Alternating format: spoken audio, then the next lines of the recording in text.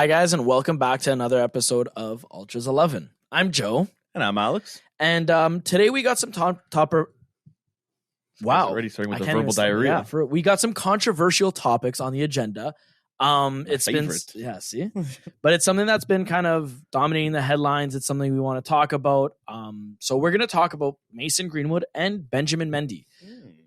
Before we get started into that, though, please be sure to subscribe, like, comment, tell us what you think, whatever it is.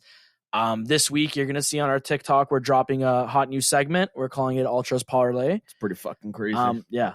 Basically, Al and I, what we're doing is we're selecting one game of the week, like probably the most entertaining game. Yeah. And we're trying to build you a bet that, could win you some money. Obviously, again, there's some sort of incentive for us as well. Whoever's the most right by the end of the year. Well, I mean, yeah, it's not just for, helping out you guys. Even though, we would always want to help out our fellow males to win some money, but this is not just or helping, females. or females too. But more males. Most of the dudes always betting on soccer. So dudes being guys being dudes. Exactly. But it's not just a help out, to everybody else. It's a little game between me and Joseph over here. Yeah. So without giving up too much information, because next week sometime we plan on releasing a whole YouTube video. It'll be only exclusive at one point on our YouTube. But yeah, without giving out too much, it just involves kind of like a public embarrassment thing that neither of us would like to be caught dead doing at all, So that'll be the little hint. Yeah, so next week be sure to tune in on our YouTube for that, because we definitely will have something up for there. It should be dropping when the next week's episode on the Tuesday hopefully comes out. It'll be out we might do the TikTok little short version come out on the Tuesday, Wednesday. And then that video will probably come out. Usually it'll be on the Friday, just before the weekend, before the games, just to kind of get people ready for those betting fingers ready for the weekend. Yeah, and we all know I like to bet my little $2 bets. But me and Joseph have our fun betting. Yeah. So anyways, back to the controversy that surrounds football. If you didn't know about Mason Greenwood or Benjamin Mendy, they were both accused of rape, attempted rape. List goes on, especially for Mason Greenwood. But we're not lawyers. Again, we're not judges. We're not even the law. We're not condoning anything. We're not even saying it's right. Not a lawyer. We're just, whatever is given to us, we are going to comment on or speculate or whatever. We're just going to talk about what's happening with both the players now. Pretty much. So both the players, both of their charges were dropped or they weren't found guilty. Benjamin Mendy is now playing for Lorient, and Mason Greenwood actually doesn't have a club, and it's kind of difficult for him to even get into a club right now. Is United right for trying to cut ties with Mason Greenwood? Well, I mean, it's yes and no. For me, like personally, like I don't agree with it. But then again, like, I'm not in their shoes, but I understand where they're coming from by doing it, because like they're already a team that, right now they're not in the press for, the right reasons. They're always, they're not, playing up to their standard or where they should be. And they have all this pressure on them, and everybody's at their throat. You add this guy to the mix. It's just more, you're adding more fuel to the fire that is Man United. So I don't think for that reason, that's kind of why they wanted to steer clear. Plus also another big thing is like, just because like the situation itself already is like sketchy, like the girl that all the stuff happened with Greenwood, like he's still with her and they have a kid together. So it's, is the case really, clear? Is it something that, if they get in another fight a couple years down the road, that she's going to, bring back up and start a whole new case, and it's going to be an ongoing thing with him? So I think that they kind of like, they understand, he's a good player. He showed a lot of promise, like when he did play at the beginning, like they thought he was going to be the next big thing for them. Yeah.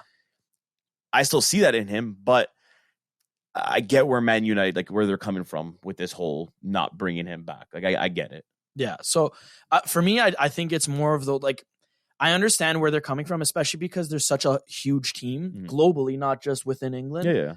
It's one of those things that, you don't want that negative publicity. And I get any publicity is publicity, and it's always good to be in like the talk of the news and whatever. But that kind of publicity you don't want to have, especially being United. So like I understand where they're coming from, whether like the charges were dropped, whether like, whatever the outcome was. I think they actually did the right thing here, because again, it's not something I would want my team to be a part of, like essentially, I mean, I don't see it that way, but the public eye will look at it as like, yeah, United's condoning what he did. Yeah. Even though he was found That's not what I mean. guilty Like, and people, whatever. people always turn it back onto them, and they don't want that. Yeah. So like when you're charged with such a crime as rape, do you believe it's correct for these players to essentially their career to be over? Or do you like have like a little bit of like a respect for Lorient taking that chance with a guy like Ben Mendy, given, his... I mean, I feel like once everything's all cleared up and sorted, like whether if they're gonna they have to do time or what it is, once that's all sorted, I mean, like I wouldn't like depending, like, I don't know. For me, people will probably argue this and say, yeah, like it's they should or that. I don't think their career should be like over. I think they should still be given a chance. Not maybe not handed something right away. Like a top team, they got to work to get back there. Especially like Mendy, he was on City, he was already there. Start back from the bottom, work your up, prove yourself that that was just that was the old you. You grew up now, and now your head's where your head's straight. It's where you're supposed to be, and you're just like that's your main focus. You're not gonna fuck up how you did before, and do whatever you did. But they got to prove themselves. They can't just be given the chance. And that's another thing going back to like Greenwood is him going back to United, them taking him back. It's almost like again he can do something to that severity and get away with it, and he'll take a year and a bit off, but then he'll be right back to where he was. Yeah. So like that's like I get it. Like it's it's kind of not it's a punishment kind of. You got to you're if you're gonna come back, whatever. Yeah, okay, you might not be happy of where you're playing, but hey, prove that you want to be here. Prove that this is where your head's at. You're not just doing this. You're making money, and then you're acting like an idiot on the weekends. Yeah. But so why do you think so many teams are hesitant to sign Greenwood then? Given like I do agree with you. I'm not disagreeing. Like the whole second chance thing, like I'm a firm believer in like, especially when you're a guy like Greenwood's age, you fall into this money. Maybe you never had it. I don't know the guy's fucking past life. I don't care to learn it either. Yeah. But like maybe he didn't have that money and maybe like comes from this, comes from that, whatever it is. And man with money, he kind of felt this power trip. Yeah. Did what he thought was right in the moment. Not condoning it. But I'm just saying, why do you think so many clubs are still hesitant though to sign Greenwood? But like again, going back to Mendy here, there wasn't a hesitation. Like a smaller club picked him up right away. With Greenwood, man, it's a unique situation. I think like teams are looking at it comes down to just the fact of how it ended, and again, like dude, like this guy had a rape case with this girl, and there was proof, there was everything. She released the videos. And then she's still like she's with him now, still with him, currently in a relationship with him, the guy who beat her and raped her and did all these things. Yeah, and they're still together, and they have a kid together. Yeah. So teams are gonna they're like at the end of the day, no matter how good of a player is, they're gonna look at that situation and be like, I don't want any part of that because that can go south real quick. And then obviously, if he's playing for our team, we're gonna be linked to that, and we're gonna be put in that that bad. Like in the bad spotlight. Yeah. And no one wants to be in that. No one wants to put themselves in that position. And it's not a guy like, okay, Mendy got signed, but like if Greenwood was a guy like Neymar or, something to that level, teams would be like, yeah, you know what, whatever, fuck the risk. Like I'm taking no problem. Yeah. Greenwood, he was still so young and so, he looked good. But you can take this guy now and he can just be absolutely shit. We've seen it so many times with these young players that they look good, and then as the time goes, they never could take the next step. They just kind of plateau, they fall off, and they just stay there. And then they're like, the teams are like, okay, wow, like you're not good enough for our team. You're getting benched or we're getting rid of you. Yeah. And I think with him, it's like that. That's another big thing is he's not really proven. So teams are not going to be like, they're not going to be like, oh my god, yeah, we won't. Greenwood, United's not taking him. Let's go for him. Yeah, they're not going to be like sweating over this guy. Like he's going to end up going to a team that his agent or something's going to probably have to end up like forcing him and them to be like, okay, fine, like we'll take him. Then actually a team coming in and saying, no, we want him now, and there's going to be kind of like a war for him. Like I don't think it'll get to that with him. So if you're Mason Greenwood, what would your next step be? Because we already seen that he just recently he ended up pulling himself away from United, saying he doesn't want to put them through that, like whatever it is. Yeah. So you already cut ties with United. What would your next step be if you obviously want to continue in this? If I'm whole him, path of football? Everything now, all that stuff, it's in the past, and now it's just getting back into the game. If I'm Greenwood right now, I'm training every day as hard as I can, putting myself in the best possible shape that I have to be in, making myself ready. and trying to just shop myself, my agent, to these, smaller, maybe even a championship team. So if it has to be for the one season, just to get your foot in the door, that you can get noticed again. Because once you go to even if it's a championship team, he goes there, he starts lighting it up consistently, like week in and week out. Mm-hmm. It might not be, United or City or, Liverpool, but, teams will start looking at him in the Prem, in other leagues, and say, you know what, maybe now I'll take a risk on him. Now we'll try to see what we can do. If we can, get a deal in for him, bring him over, give him a go, see how he goes. Yeah. Then I can see people. But now, too much of a risk. I think for me, it's like a calculative risk, right? I think what he did, it's obviously not right, not condoned. It's still like you still see it on TikTok almost every day. Those like the voice clip of what he was saying to his girl, like no matter what, like it's fucked up. It's there. It's fucked up. So like for me, if I'm in Greenwood's position, I would actually seek counseling of sorts. You know what I mean? Like take this time away from the sport to actually do work on maybe yourself. Mature, maybe like whatever. And that's the thing.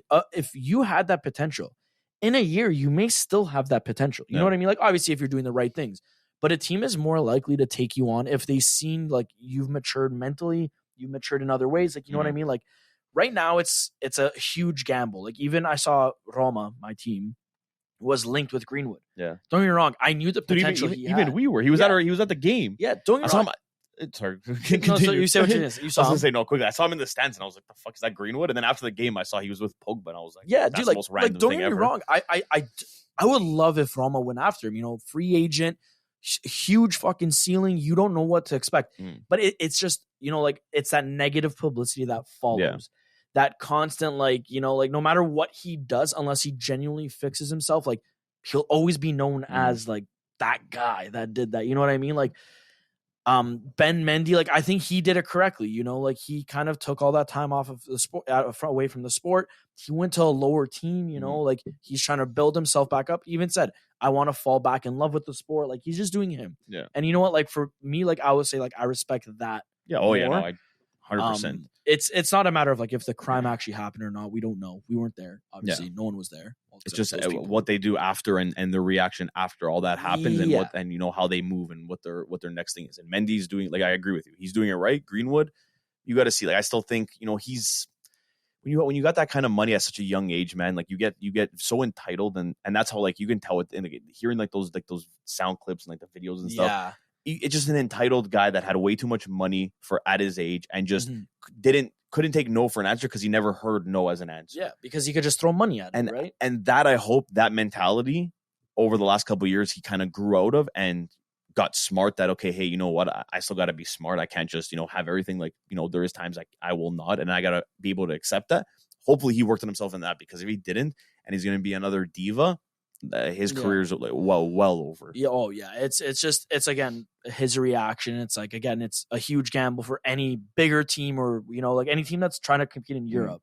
I think it's a huge gamble. And even though I could look at you and say United could actually work with a guy like him right now. Like, as a player on the field, whatever, he would fit well for them. Yeah, you know what I mean? Like his profile, like that's something that Ten Hag would look for. That's something that United need. Like for Roma, I know we need a guy like that too. Juve, I'm sure you wouldn't bat an eye if like he went there, like obviously not under the certain circumstances.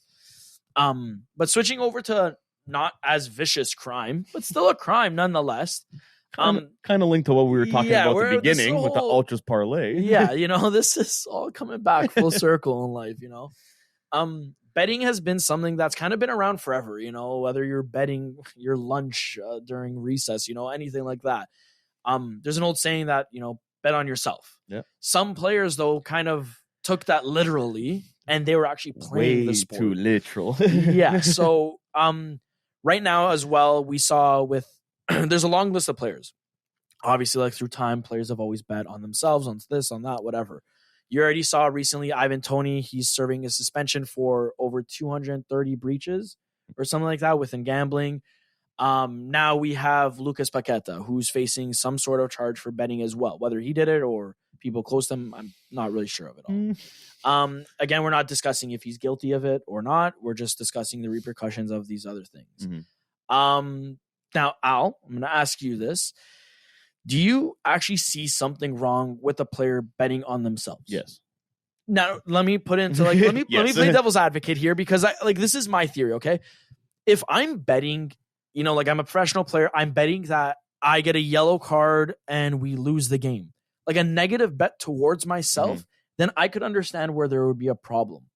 But if I'm betting that we're going to win and I'm going to score, I don't really see that as being a problem, because does the other team know I'm placing this bet? No. Is there something in it for them? No. You know what I mean? Like, is that really such a bad thing? For me, it's a bad thing, just because if you can, at the end of the day, like, you can't say, this is okay and this is not. It has to be no all around just to make it, because that's, you got to set up the rules. But if it's something like a bet that you can tamper with and you can manipulate the game for certain things to happen, I mean, yeah, man, that's a big problem. And like that's where all these cases, that's what the issue is. It's not like he was placed, like, you heard a story, they were placing bets for their team to win or this.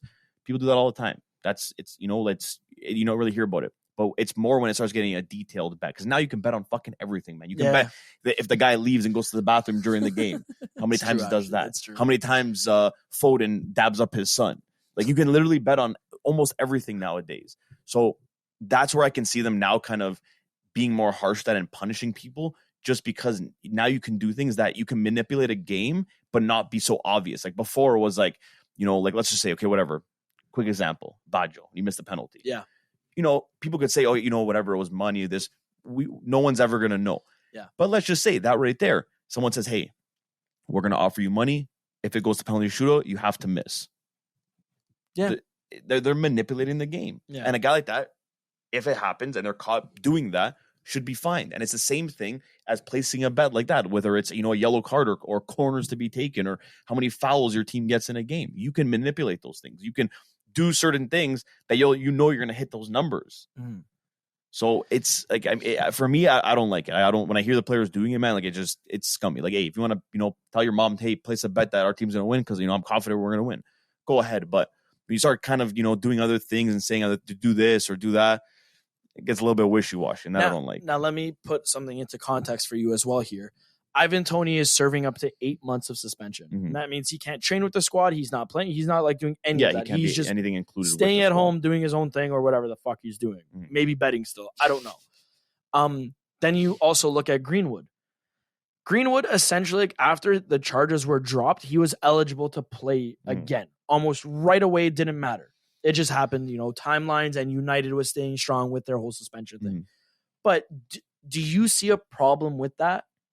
That, they're kind of taking a... you know what I mean? I feel like that's just, UEFA in a hole with their rules and everything. So, some rules are, way too like harsh, and some are just like, you're like, how do you not even get punished for that? And that's a prime example right there. A guy gets, charged and accused of rape, and, they can come back right away after once everything's all cleared and the courts are all done. But then a guy that, okay, yeah, still, it's a bad thing to do, and no player should be doing it. But to suspend him for 8 months, or, even more, depending on, if Paqueta now gets found guilty and they say, okay, he was even more charges and he's going to be even long, 12 months or 10 months, whatever. It's like, that's kind of crazy. Like, they have to come up with something, especially now with all these betting websites and how it's just become, it's always been big, but now it's getting even bigger, man. Once you can do things on the internet, you don't have to go to like a casino, or you don't have to go somewhere to actually like place bets. That's where everything just, the rules fly out the window and everything just goes crazy. Convenience isn't actually that convenient. It's more of a problem. Exactly. And that's what this is. I think they have to come out now that they see that, okay, clearly it's not just one guy. Now it's becoming, and it's probably a lot more that they don't even know about. They have to look at the rules and say, okay, you get caught one time, doing better, a certain, because how many charges did Toney have? Toney had up to 232, I think it was, or 236, somewhere in the 230. So you set like things like, if you get found guilty of like, 150 or less, you get a $100,000 fine. You get caught with, 200, between 200 and 3, you get a 5 games 10 game suspension and a $25,000 fine. And then you have a kind of a thing that basically, well, if these players, kind of fuck up and they, kind of bet a couple times, just try it out, they won't be as punished as someone that's done it, just abused the system and was just doing it every game. Yeah. Like that's what they have to come up with. And to have a guy that, got accused of rape, basically just going back right into a team right after, and a guy that bet has to, now he's out for 8 months. And he lost out of a World Cup opportunity while he was being investigated. That whole thing has to change. Like they have to, really look at those rules there and how they're going to discipline people going forward. Because like this, eventually, like someone's going to come out and say something. I'm surprised no one has yet. Well, for me, it's like, okay, I get gambling is like a big addiction. It's like a mental illness. Some may even say, but for me, it's, you shouldn't really suspend the player for that long of time. You should maybe, obviously give them a suspension, give them some sort of repercussion, fine them, sure, of course, but you should also then kind of help them to seek guidance. You know what I mean? Like send them to like a Gamblers Anonymous thing. Make sure they're going to like almost like community service hours rather than, like, let me take this away from you now altogether. And you're going to serve as much of a punishment as a guy that is accused of rape. Yeah. You know what I mean? Like that's where I think the whole public figure thing comes into play. And it's like, oh yeah, we just don't want negative publicity at all. So fuck these guys. Yeah. Let's throw them to the curb. Moving forward in Paqueta's case, you saw just before those reports emerged about him betting or whatever it was, his family betting, he was linked with a transfer to City.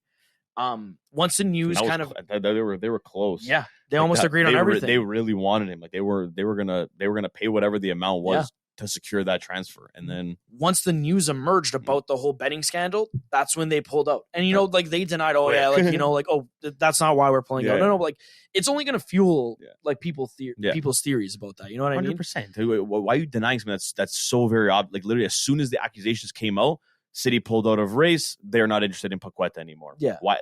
As their starting central attacking midfielder went down and is out now for 4 months, could be even more.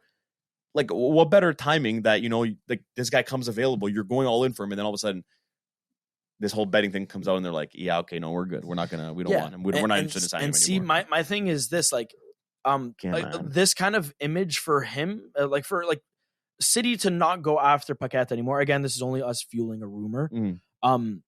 Should that even take a toll on his career and opportunities? Seeing as how gambling, technically speaking, gambling isn't illegal. You know what I mean? Like gambling is something anyone could do. It's just obviously like gambling on your games is frowned upon or whatever. Clearly. Frowned upon. Again, it's illegal in that regard. Man, you can tamper with the game. It's the same. It's like can you drink and play soccer? George Best did it. Yeah, but and he was a fucking weapon. It's George Best, man. Talk about the 70s now, 60s. Yeah, okay. Well, I mean, he was better than probably half the players nowadays. Think about it. No, I'm kidding. But I don't know. For me, I don't think it should be taking a toll on his career to that extent that City's looking like, oh yeah, we're pulling out. Oh no, you know what I mean? Like, in that sense. But again, they don't want to be involved because if let's say they sign him now in a month, 2 months time, stuff actually starts coming out and they find proof on this guy.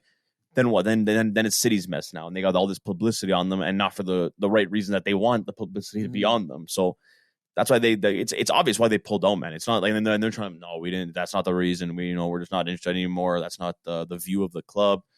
Buddy, bullshit. That's you literally just the betting happened, and you were like, okay, we're not going for this guy.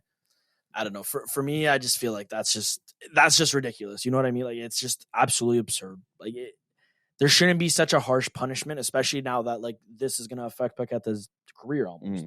You know what I mean? Like, and it's not as if he even bet; it's his family members that was betting. Yes, but then that's there was like he still technically tampered with the game. I get that. All you get told, hey guys, this game here, I bet I'm going to get a yellow card in the first half. I'm gonna make sure I get it.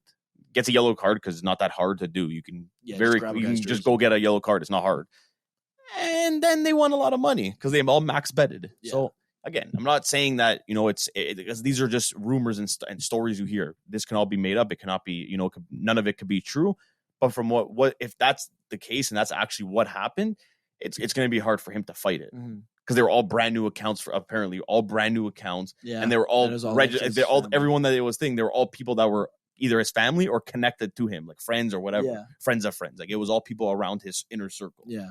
So it's going to be hard for him to get out of that one. Yeah. Well, transferring over to the transfer market briefly, because this betting stuff, we'll never understand everything fully, and it's going to be, and I feel like it's going to just this season, it's going to be more and more players. Yeah, you're always going to, this guy's being investigated. This guy's being investigated. I'm surprised Buffon hasn't been investigated now that he's retiring. Yeah. Throw him in jail. That guy's for sure bet on everything. I'll put money on it too. See me betting right now.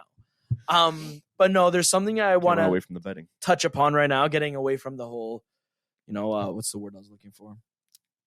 Not conspicuous. Whatever. The stuff that we shouldn't be talking, controversial. Getting away from all the controversy right now and whatever. Stuff, I know, man. But I don't want people to feel offended or slighted over here. I want to talk about briefly Mr. Big Romelu Lukaku, the most hated man amongst multiple fan bases. And the guy linked to both of our teams.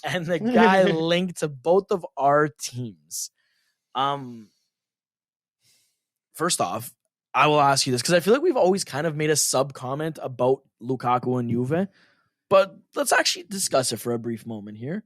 Would you welcome him on Juventus? Not at all. Now, wait. Before you say it, not at all. He's coming on a loan. Chelsea's going to cover all his wages. And you know what? Just to spice it up to make it literally zero risk for you guys, he is a dry loan. No option or obligation to buy. Do you want him on Juve? No, I still don't want him on. I don't care really what the money is, what benefit it is for. Man, at the end of the day, like, the guy's a cancer. People have said it before. In the lock, he's not a guy that you want to have. He's not like an Ibra that Ibra. You bring Ibra on your team and into that locker room, you guys are growing another set of balls right beside your actual set of balls. Like, he benefited teams. You saw that with Milan. Look, Pioli didn't do any of that when Ibra went back there and Pioli went there. That was all Ibra. Ibra turned that team's mentality 360. Like, it completely like different team. Lukaku, he needs a guy like Conte that put him in his place, told him what to do, and that's what he made him the player that he was. Yeah. That got to his head. He thought, again, he was, the big Rom that, everyone thought he was going to be. And he just completely went back to the shitter where everyone remembered he was. And I don't think a guy like that would, like, in any sense, benefit Juve, no matter if Chelsea's paying for, even if Chelsea's giving out, like, they're saying, hey, no transfer fee, you pay him, and we're still going to pay his wages just because Todd has a lot of money and he doesn't know where to spend it. So we're still going to pay for them for the next 4 years. Even if it said that to me, I don't want a guy like that on my team. Yeah. From the soccer view of it, he's an experienced striker that can help us out. But again, we're not in Europe. We have already 4 strikers, including Yildiz. So I wouldn't 5 strikers, including him, because I forgot about Milik too. So I don't see the need in Lukaku. Like, I really do not get that. I didn't get the transfer when that was a rumor, but now I'm still seeing apparently he still might come even with Vlahovic staying. I don't want him. I don't like him. I don't get it. If he ended up coming out of some miracle, whatever, I wouldn't like him until he at least scored 25 goals for me. No, you can't say that. You can't say it because I said that earlier today. Even if he scored 20 plus goals for Roma, if you go looking at the podcast a couple weeks ago when we were talking about him and Vlahovic swap, I even said for me to even say, hey, you know what, good game Lukaku, he has to at least score 25 goals. Once he hits that mark, then I'll be like, hey, you know what, this guy, he's all right now. Let's just see what happens. But he won't hit that. He's not that year with Conte. That's long gone, and he's not ever reliving that form. Yeah, I feel like given Roma's position, I should twerk for a deal like that. You know what I mean? Like, Lukaku on a free, this, that, whatever. Like, I should be going crazy considering even after the cock scored 2 goals. But no. But I'm saying, like, I should be going crazy for that. But buddy, first off, there's no blocking that cock anymore, buddy. That cock is fucking being guided by La Joya soon. Yeah. Gonna be crazy. But no, I look at my team and I've always said the same thing. Like, yes, okay, I want to win. I want results. I'm tired of being this banter club. I'm tired of all of that fucking shit around that surrounds us. But for me, I would also look at you and say, I want my team to be very cohesive. And I feel like a guy like Lukaku, he knows how to kind of pull the wool over your eyes. Every team he's been on, at first they praise him what a good guy is, loyal. He knows the perfect things to say to win over a fan base and even his teammates. And then next thing you know, the summer comes along and this guy's twerking for a move somewhere else. It just, to me, like, I don't want players like that on my team. Again, the only way I would take him is if you literally gave him to us for free, 0 money involved, and we could sell him the next year for 15 plus mil, and he scored 20 goals in the year. Then I'd say, okay, you know what? I'm okay with Lukaku. Other than that, I do not want that guy on my squad. He was on Inter, and then Inter sold him to Chelsea for way too much money. Inter won that deal. I think they can give themselves a pat on the back for that one because they absolutely bent over and fucked Chelsea on that deal. Yeah, no lube either. No lube. He wanted to go back there. He wanted to go back to his childhood club. He went over there. Midway through the season, does an interview with Sky Sports, cries that he wants to go back to his childhood club, Inter, and he misses it there, and all he wants to do is just play for them.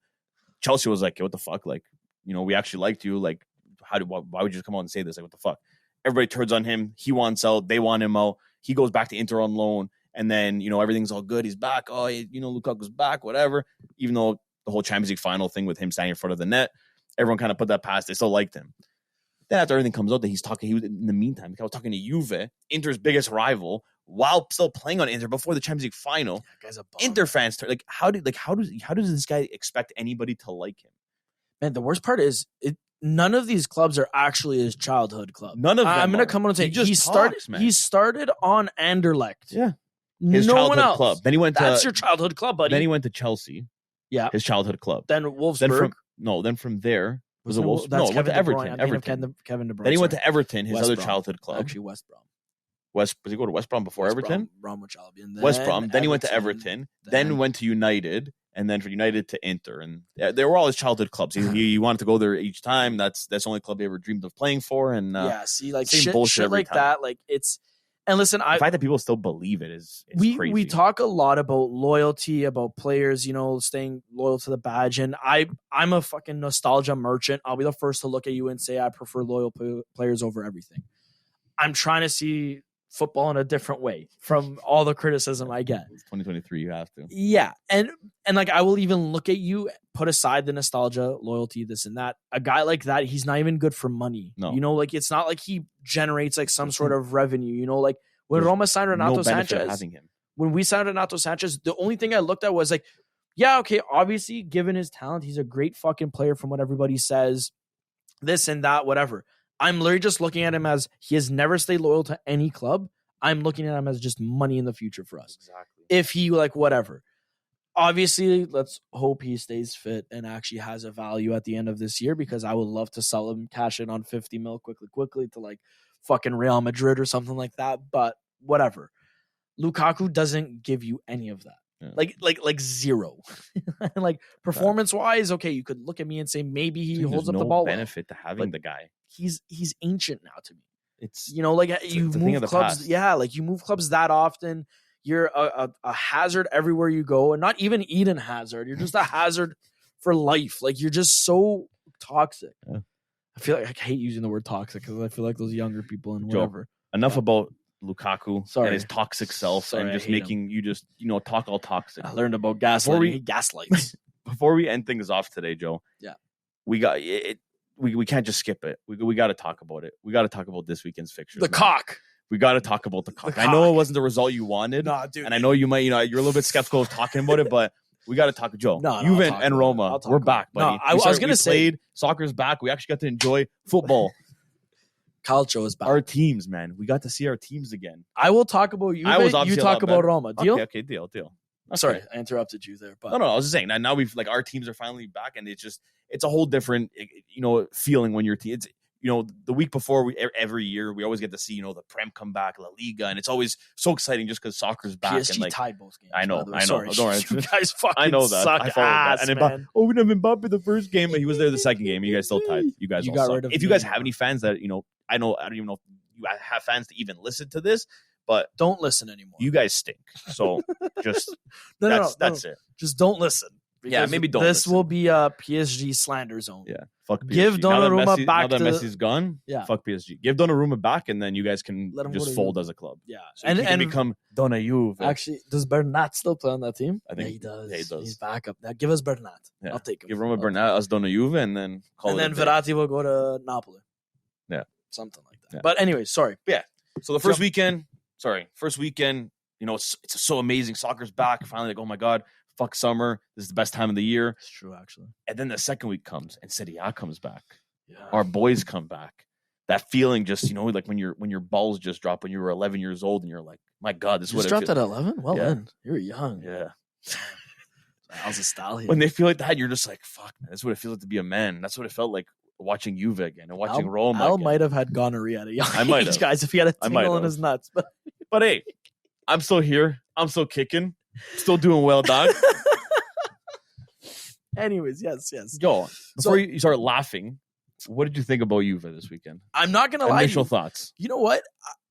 Okay, my pet peeve, I'm going to address one thing before I get to Juve, is their fan base. The Juve fan base makes me fucking sick to my stomach. Because rewind last year, they lost their first game. These guys were already fucking calling for Allegri's head. He's a bum. He's a loser. Fuck that guy. The whole season, Allegri out. I can't remember the amount of times I've even heard it in my own household. Fuck this guy. He doesn't know what he's talking about. Now, he does something. They win very nicely, too. Chiesa, Vlahovic fucking banging in goals freely. Them connecting very well. Like, Rabiot making those deep runs. Everything's looking sexy. He gives the youngsters a chance on the wing, too. Like, whoa, this is actually Allegri. Now, they're all on him. Yo, dude, he knows how to attack properly. He's doing this. He's doing that. Yeah, now you twerk for him. Whereas I always said I love Allegri. So I digress. Fuck the fan base. Now, back to Juve's performance. It was actually very good. And I know Udinese is not a team to write home about. They're not a great team or whatever. But honestly, seeing Cambiaso on that wing, like a young Italian player, plays on both sides, like something like that, like that's what gets me excited. And like you needed Juve to finally step up and start using their youngsters. Because I think therein lies their answer, like whatever they're missing. Like Illing Jr., fantastic player, versatile. Sule, versatile. Cambiaso, versatile. Like they have all the makings. You saw Miretti start. He played very well. Fagioli came off the bench very fucking well. Chiesa looks like a man reborn. I'm not even kidding. He scares the shit out of me now. Because like that literally just looks like a guy that he has everything to prove. He didn't win a Euro, apparently. He hasn't won anything. He's literally playing like a kid trying to prove his value to the world. Even when he scored. Yeah, his celebration, like he literally silenced the fans. And I don't know what the fans did to him, if they offended him in any way. But that celebration of him doing that, I'm just there like, damn. Like that's not a side I want to come up with. Obviously, first game of the season, they're going to come out guns blazing, yes. But Juve looks very, very, very promising. It's the only weak part I noticed, I would honestly say, would probably be Alexandro. I think we can both agree on that. But I think that's just because it's like an Allegri comfort zone, just as he had that comfort zone with Khedira for that hot minute, like first 8 games Khedira played, I think Alexandro will be that guy as well until Gatti kind of earns those stripes again and slots in. When they sign a proper left-footed center back. Because that's the only reason that he's still there. Yeah, and Allegri's like very tactical, that he demands like that left-footed center back on the left side, So honestly, all in all, I would give Juve's performance like flawless. 10 out of 10. There's literally nothing I could say sucked about them. Even their subs, everything was nice. Appreciate that. Lazio lost those, so fuck you guys. Lazio. Fuck you, Nazio. Anyways, continue. Ignacio. Like Ignacio Abate. Yeah. Former Lazio legend. Yeah. Sorry. Continue. But onto the better side of Rome. Maybe not the performance, you wouldn't take it easy. Want to start. No, listen. You wouldn't want to start the season off with, or, people are going to look at it as a really big negative for Roma and for Mourinho. But I would like being, a fan of another team and just looking at Roma, I wouldn't look at that game really being too much of a negative and look back at it and be like, oh, what, fuck. Like at the end of the day, okay, you left there without 2 points, but you saw some really good things. You saw your striker that now, because I don't have Tammy for more, they say whatever until January, but I think he'll be out for the year because that injury, it's not easy to come back from. Yeah. Belotti stepped up, scored. Who stepped up? 3, the cock. 3 out of 4 chances that game there. One of them called offside, again, questionable because, he was barely, but hey, you know what? It is what it is. Still scored 2. Candreva, out of 95 years old, still scores bangers. Like, and you can't even be mad at it just because of how beautiful the goals always are, and he just makes it look so effortless, and like it's just he ages like fine wine. But like he's not that guy that's going to be on a big team. He's okay being there and just scoring these bangers out of nowhere that no one expects. But looking at the Roma side, I think Roma look like a team that they're gonna take a little bit to figure things out. But I think with the tools that they have that they gave Mourinho, I think this year, it's going to be a very important season for them.